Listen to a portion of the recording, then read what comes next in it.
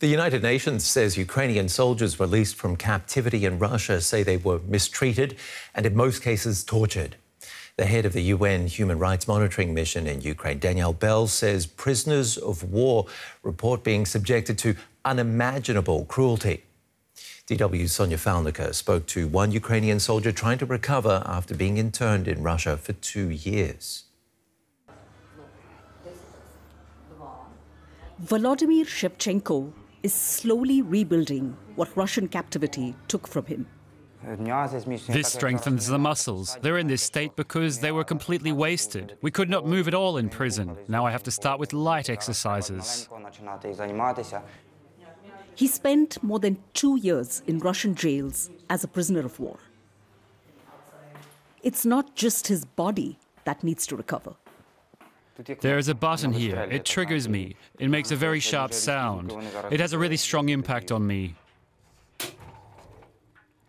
The first time I heard this sound, it reminded me of Mariupol in 2022. That's the southern port city where Volodymyr's National Guard unit was sent shortly before Russia's full-scale invasion in 2022.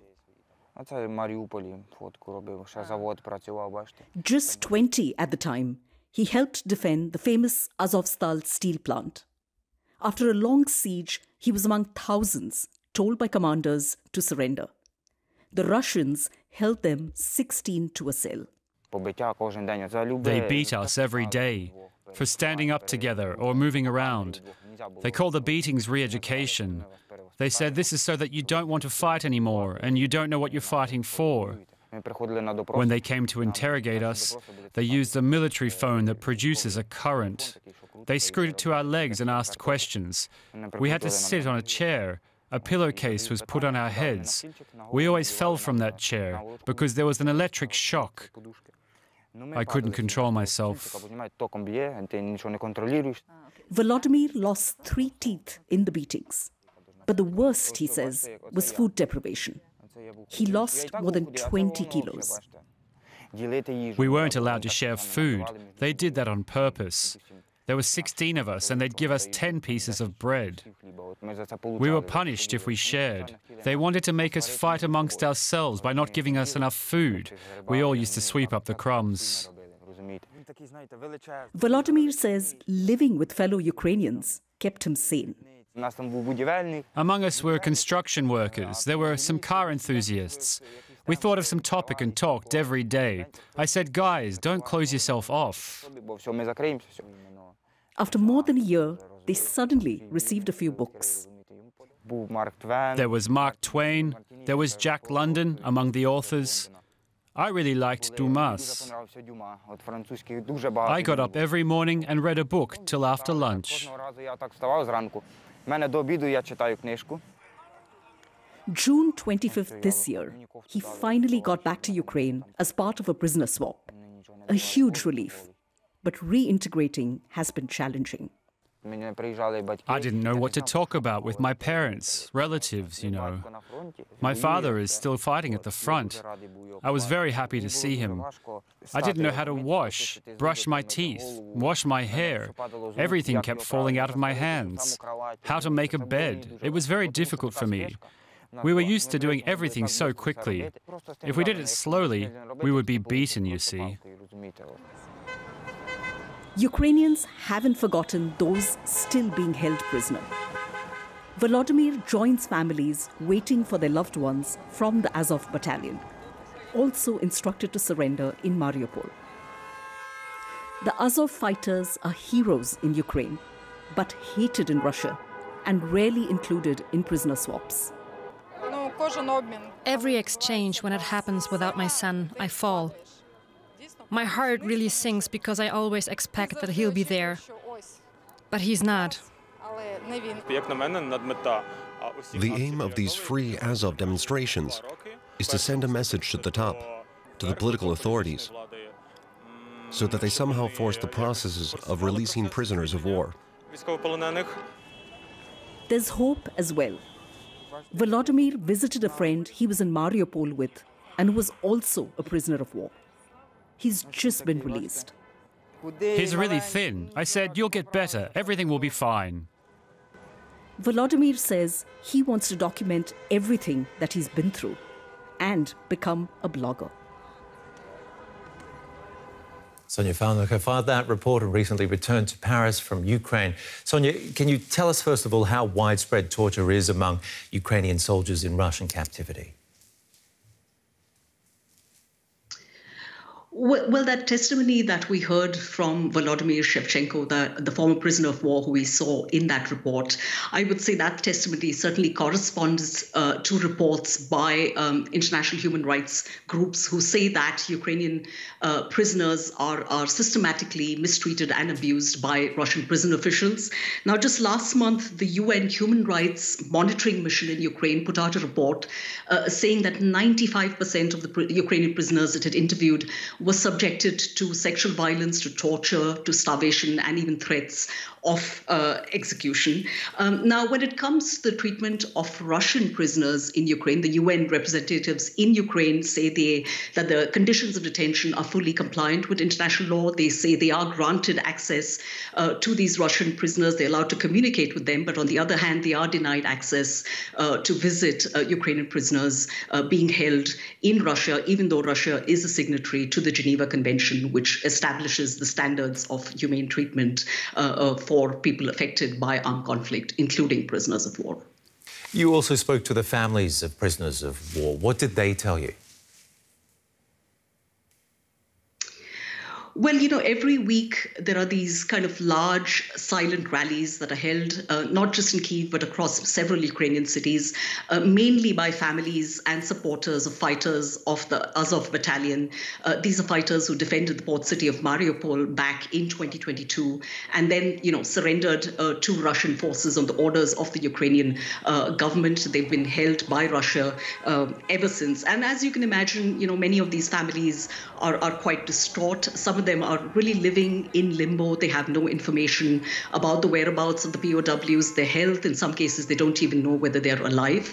Their only hope, very often, they told me, is that when a Ukrainian prisoner is released as part of an exchange, they sometimes bring news of those who are still being detained in Russian prisons. Sometimes they catch glimpses of their loved ones on social media, on Russian propaganda channels. And the goal of these families is really to kind of raise pressure on the Ukrainian government to carry out more prisoner exchanges, to hold kind of regular high-level contacts with the Russian side to force the release of prisoners. What more can you tell us about the Azov fighters? I believe they're not the first when it comes to being released from Russian prisons. That's correct. I mean, I think the situation of the Azov fighters is quite specific and quite complicated. This was a former volunteer battalion that is now part of Ukraine's National Guard. They, as I said, you know, surrendered in the city of Mariupol back in 2022, and you know, they've been kind of hailed. They're hailed as heroes in Ukraine. They are seen as a symbol of resistance here, but they're really kind of reviled in Russia. Reports say that Kremlin propaganda has long sought to use the Azov regiment's kind of association with far-right nationalist groups, especially in the kind of early days of its founding, as proof of its kind of, you know, untrue claim that the Ukrainian state is infested by Nazism. And this is one reason why Russia, you know, does not normally include their fighters in prisoner swaps. Back in August 2022, Russia also designated the Azov regiment as a terrorist group. And that designation means that their members can be subject to lengthy sentences. And just last month, we saw the Russian prosecutor's office requesting up to 24 years in prison for 23 Ukrainians who served in the Azov regiment. Latest there from DW, Sonia Phalnikar. Thank you very much for your reporting, Sonia. Let's bring in Elena Bekieteva. She's a Ukrainian journalist and a fellow at the Center for European Policy Analysis. Now, we heard there in our report Volodymyr's case. Does that sound familiar to you? Hello, thank you so much for having me. And yes, unfortunately, everything what Vladimir just said is really familiar because I hear it all the time from people who have returned from captivity, from Russian captivity. And as you heard, Ukrainian prisoners are being ill-treated and denied the humane treatment that is their right under international law. And this is the UN Human Rights Monitoring Mission in Ukraine keep on saying in their reports. For instance, it was multiple times said that almost every single one of the Ukrainian POWs we interviewed described how Russian service persons or officials tortured them during their captivity using repeated beatings, electric shocks, threats of execution, prolonged stress positions, and mock execution. You know, like it's interesting because yesterday I was working on my article and I spoke with a person who spent 6 months in the Russian captivity, and she's one of the combat medics of the 36th Separate Brigade of Marines. And she told me that basically I asked her what was the most traumatic experience. And she said the screams of our men were the most horrifying because they were constantly screaming because they were being tortured continuously in the torture chambers, in the corridors. And they forced, and like Russian forces forced them to sing the song Day of Victory and beat them to it. So she said that she's still, after coming back from the captivity, it has been almost 2 years, and she has been going through the therapy because it takes time to recover after everything what those people have gone through in the captivity. Elena, do you have any explanation for why Russia subjects prisoners of war to torture and other abuse, even though it's clearly forbidden under the Geneva Convention? Well, unfortunately, I don't know. Unfortunately, it's very hard to explain those deeds and actions of the Russian forces. I believe people who came back from the Russian captivity basically told that this is because they are Ukrainians. This is because they were defending their territory, and this is because they had some relatives in the armed forces of Ukraine or in state security service, or they were just simply supporting Ukraine. So that is why it's very hard to explain this violence, but this is what we're observing, and this is what the human rights organizations keep on reporting, and the United Nations and Ukraine's ombudsman and all the Ukrainian government bodies and organizations. Now, there have been several prisoner exchanges between Russia and Ukraine in recent months. How complicated is it to organize such an exchange under the current conditions? Well, I believe that it's very complicated to organize any type of the prisoner of wars swaps. And as you remember, on August 24th, I believe it was the 55 prisoner swap since Russia launched the full-scale invasion against Ukraine. And officials from countries meet only when they swap their dead and POWs, and neither Ukraine nor Russia discloses how many POWs there are in total. But according to people who I spoke with when preparing my articles, they say that it's a very sensitive process, that sometimes people can, like, you never know who you're going to have in the end, meaning that even though there are those negotiations, when sides meet, like Ukrainians would explain to me that we never know who we will see in the end, basically all those people who we were talking about, or like less. So sometimes people are explained that they will be exchanged, but like there will be 100 meters till the Ukrainian border and they're not returned.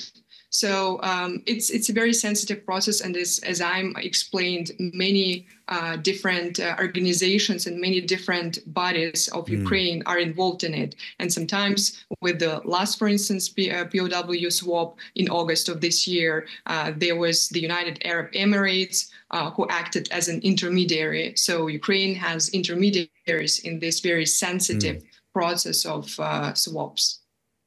Elena Beketeva there with the Center for European Policy Analysis. Thank you very much. Thank you so much for having me.